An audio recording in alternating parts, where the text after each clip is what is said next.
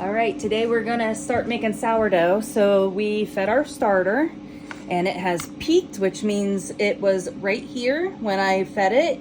And then now it's way up here and it's actually started to fall back down, which is when I like to do it.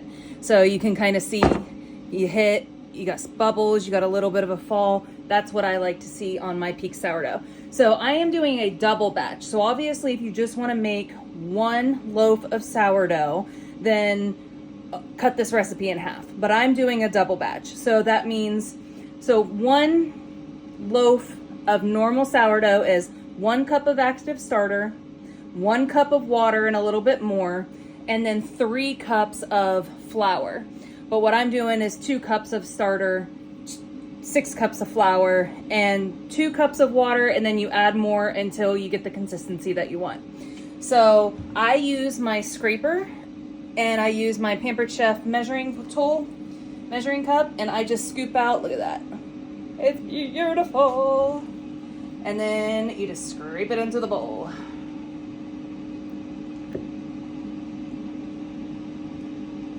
Now obviously you're gonna get a little bit extra. It's a rough estimate. You don't have to be completely perfect with it. And then there's cup number 2. Try not to do too over, but a little bit extra on the sides is not going to hurt anything. Some people do weight. I don't do weight, I do cups. I will weigh my dough out after it's all said and done, and I'll divide it so I know that it's divided evenly. Usually it makes 1 2-pound loaf. If I do inclusion loaves, I actually separate that into 1 pound total. But again, it depends on how big of a loaf you want. So that's all the extra sourdough active starter that I have. I will save that and let that finish up overnight. And what I'll do is I'll feed that again and make more bread, or I'll let it deactivate, and then I will make something with what's called discard. All right, so we've got the water. Right now I have 3 cups in here. I'm gonna add 2 into this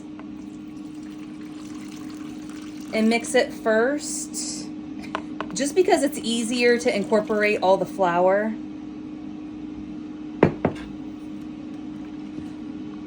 So you just give it a nice whisk. The thing I do like about the silicone spatulas from Pampered Chef is some people do this with their hands. Some people do it with a bread whisk, and then at a certain point it'll all stick to it. It scrapes the bowl really well, and I'll even say towards the end, most of the dough does not stick to the silicone. And another thing about silicone bowls or silicone measuring spoons is if you clean them right away, they clean off really fast, but if you let it completely dry, like the leftover remnant that's left stuck around the bowls, it will flake off, and it's the easiest to clean that way. So now I use double O style flour from Pizzeria. This comes from Italy. So this kind of flour is really nice because it has no chemicals, no preservatives, and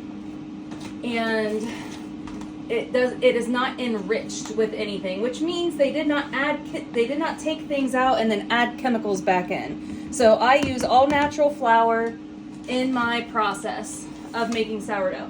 And the thing about sourdough is it literally pre-digests the gluten for you. So what that means is when you ingest gluten, that's 3, when you ingest gluten, your body does not break it down real well. It is like a glue in your system.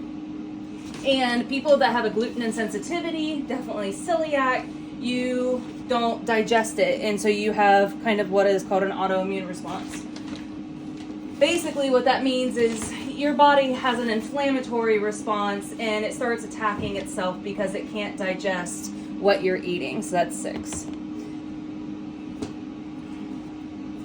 So what I have figured out is that if over the years they made GMO seed to increase gluten content in the wheat. The reason why is gluten is what is gives you that fluffy bread, which, you know, I mean, that is good. People do want a fluffy, spongy bread, but our bodies were not made to take on all that gluten. And so we put bread in everything. We eat everything with bread. And when you have an insensitivity to it, your body just doesn't digest it well. And then it causes an inflammatory response called leaky gut syndrome that starts attacking the rest of your body. The stuff that you eat is supposed to stay in your GI system, and it starts attacking the rest of your body once all that stuff that's supposed to stay in your colon ends up outside of it. Just a little science fact.